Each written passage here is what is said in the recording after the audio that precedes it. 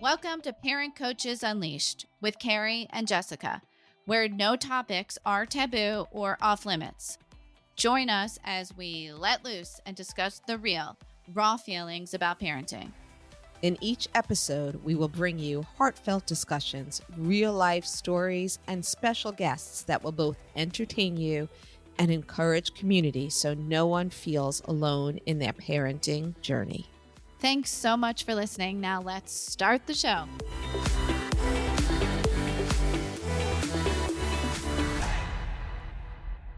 Hi, everybody. Thanks for being with us today. This is Jessica. I'm here with Carrie, and today, if you've been watching and following along on our social media, you've seen some hot topics that we've been discussing. Today, we're going to delve a little deeper into some myths surrounding parenting. Carrie, you want to start us off? I sure can. So the first myth that we want to talk about, Jessica and I go back and forth on this one, but we've heard it a lot, is you can spoil a baby, right? So, your grandma, your aunt, your great aunt, right? Oh, for me, it was my mom. Okay. Or your mom is, don't spoil the baby. Like, stop holding the baby. Don't pick up the baby. The baby needs to learn to cry, right? Because you could spoil your baby. Well, how is that even possible, right? You just birthed this baby and the baby needs you. It needs you for survival. And the way to connect with your baby is through love and attention and picking up the baby. So can you spoil a baby? I believe the truth to that myth is absolutely not. When your baby cries, they are expressing a need that needs to be met, whatever it is. Whether they're hungry, whether they just need to know that you're there, whatever it is, you cannot spoil a baby. So how do you know what their needs are? As their parent, that's what you have to be in tune and try to figure out. They might just need to be held. They might be hungry. They might need their diaper changed. As you're taking the time and getting to know your baby, you're going to know what their needs are because you're going to develop a sense of what they need as their caregiver. So do what you want to do, parents. You want to pick up your baby, pick up your baby. You want to let the baby cry, let the baby cry, but you cannot spoil your baby, right? Yes, that's the bottom line. They need you. Yes. They need you. So moving on to another myth, let's talk about sibling rivalry. So you and I both have more than one child. Yep. And we have siblings ourselves. Yes. So this myth is sibling rivalry is harmful and it should be eliminated entirely. Like, something's bad if siblings are not getting along or having conflict. So tell me, how else or what better natural way is there to learn about conflict resolution than after fighting with your sibling? Right. Our first models of behavior and social interaction come from our parents as babies, come from our parents or our siblings. Right. So this is how they learn to get along with others. And getting along with others, right, involves conflict and fighting and not always agreeing. So it's just part of it. Part of having more than one child is them working through disagreements, right? We've had the, pulling the toys from one another. We've had the disagreement about, which movie should we watch? There's not going to be an agreement right away that they want to watch the same thing. How about the fights over who gets to sit where in the car? I have to say, example here, I have two boys. When they were little, there was always fighting in the car. And early on, I took a parenting class myself, my husband and I. And one of the best pieces of advice I got to handle the fighting in the backseat as I'm driving is to not say a word as they're going at it. Simply pull off into a safe place. So find like a parking lot somewhere where I could pull over and just put the car into park. and sit there quietly. And the two of them would be like, Mom, what are you doing? Where are you going? What's going on? So was it done as a distraction for them, or was it done just for them to work it out?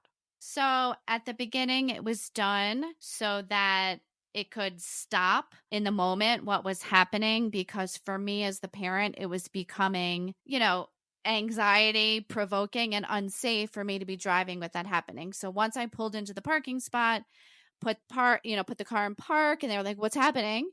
Then I would calmly say, because your initial reaction is you want to yell in the back seat, right? Stop it, give your brother the thing, whatever it is. But no, stay calm. I put the car in a park and I just said, guys, it's really unsafe for me to be driving with the two of you going at it. So you know what? Have at it. I'm just going to sit here and wait. And when you're done, I'll drive home. So I love what you just said, because what you are demonstrating with that model is not letting your feelings become heightened because of their fighting. You kept in that model that you demonstrated, your feelings were regulated. You were able to stay in control of how you felt. I think so many times parents get so triggered by their kids fighting that they're not able to calmly see a response. They go Right. in, they're ready to take a side. They're like, Johnny, you always start with him. Stop it already. And the truth of the matter is, as a parent, we need to approach the situation as if this is the first time they're fighting and we've never seen anything like it before. And you want to hear both sides and listen to both of them.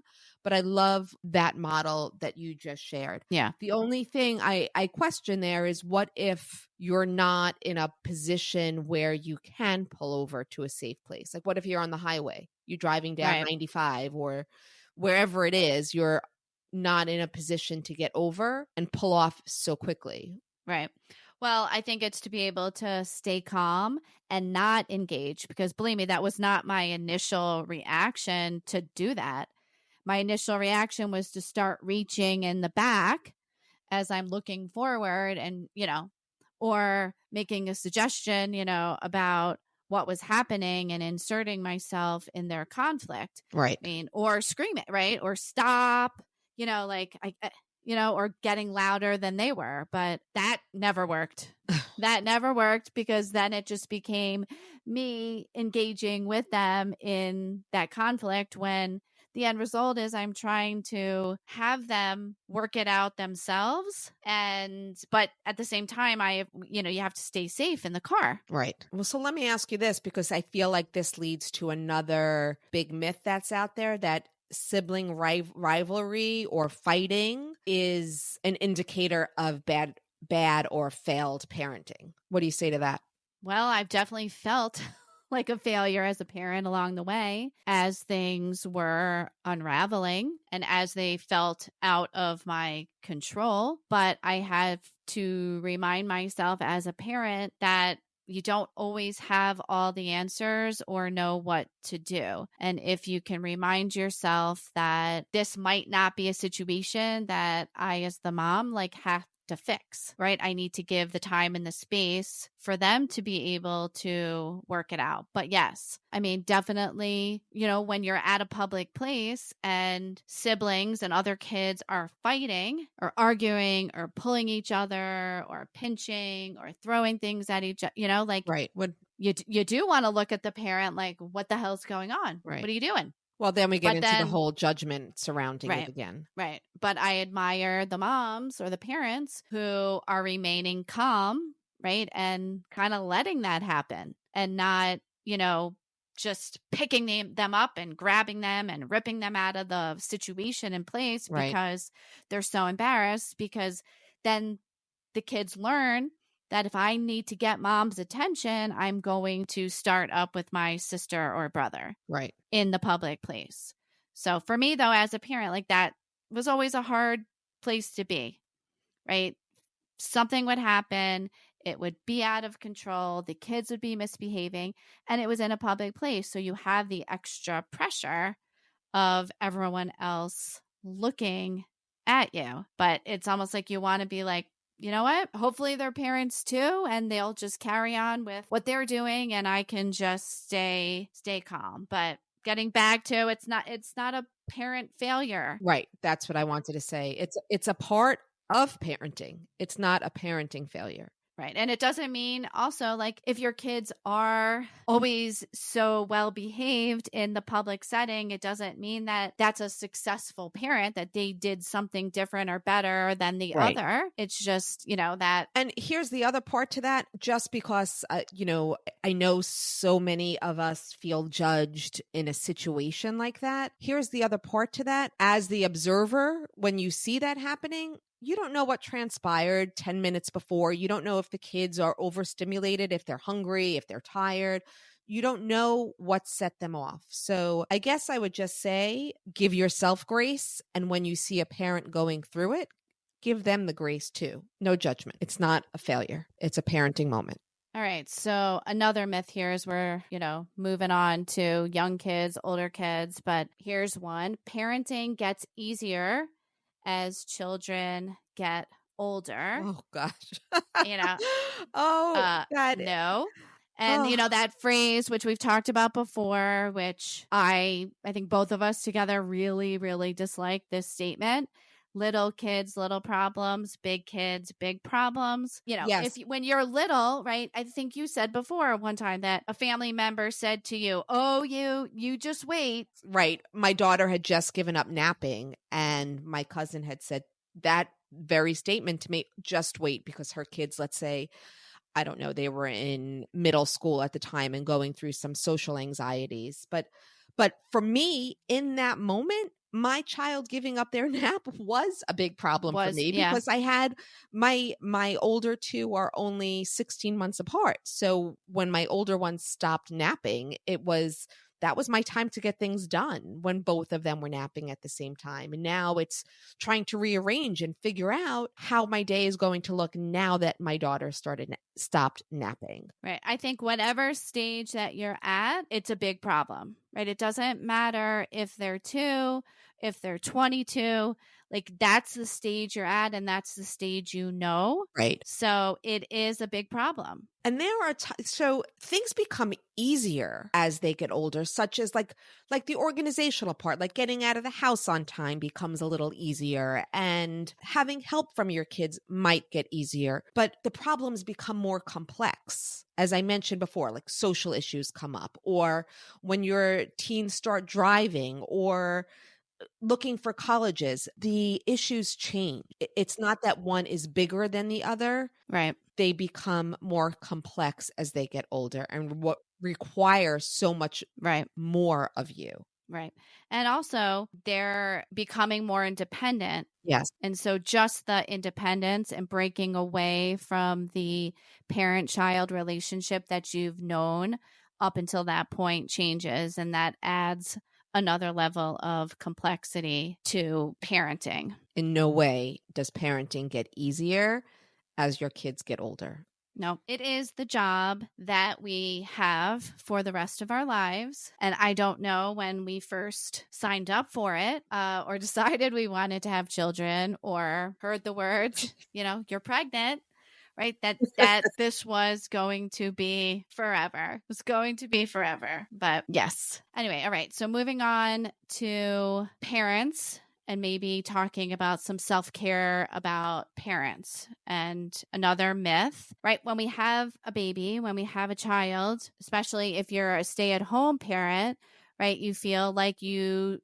that's your role, and you should be there and put your child first before yourself, right? Or moving from, an independent person with no children to having them, that becomes your priority. So you must always put your child first. What do you think about that? Myth, truth?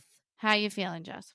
Listen, the truth of the matter is, as parents, I think we're always thinking about our kids and what they need, and we tend to put them first. But the truth of the matter is, our children are so much happier and better off when we as parents are happy and in a good headspace. And whether it's, especially as a new mom, whether it's taking like 20 minutes to take a walk by yourself or whatever it is, the more care that you give yourself, the more you'll be ready to tackle and take on all the trials and tribulations of parenting.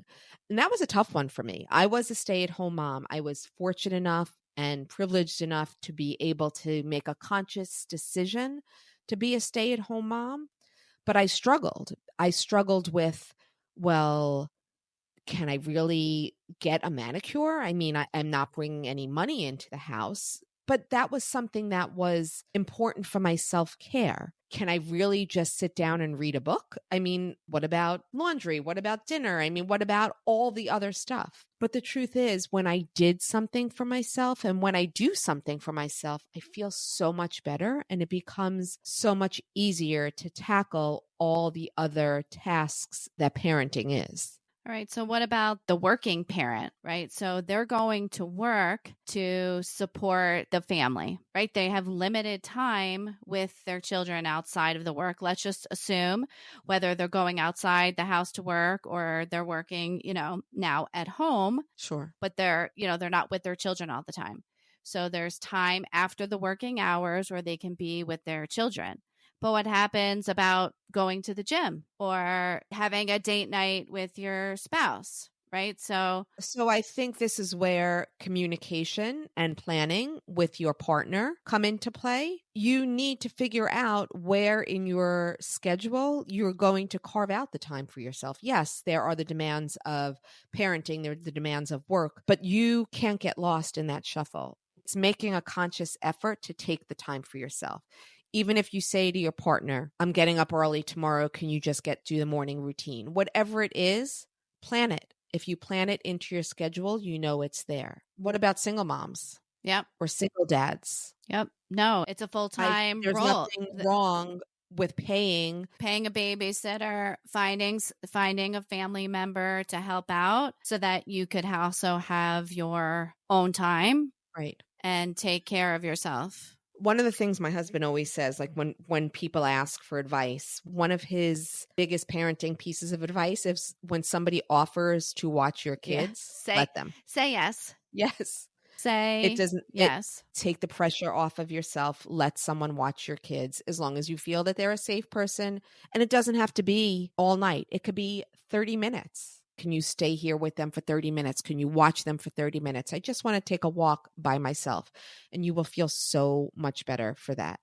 But what do we do with the guilt? The guilt that comes with making that choice to care for ourselves, right? I think what you do with the guilt is realize that what you're doing for yourself is also being better for your child. Because taking that time to recharge, taking that time, whatever it is that you're doing, I feel, and again, my opinion, but I feel like it makes you a better parent. There are some of our top myths that we gave you our opinions on. What about you? Let us know, drop us a line. Let us know what myths you've heard or the ones that are important to you. We'd love to hear from you. So reach out on Instagram, on email, get in touch with us. We'd love to hear from you. Thanks. We'll see you at our next episode.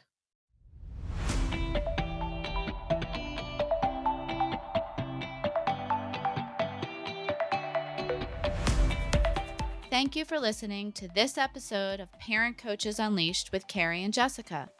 Together, we can raise the next generation of independent, capable, and compassionate young adults.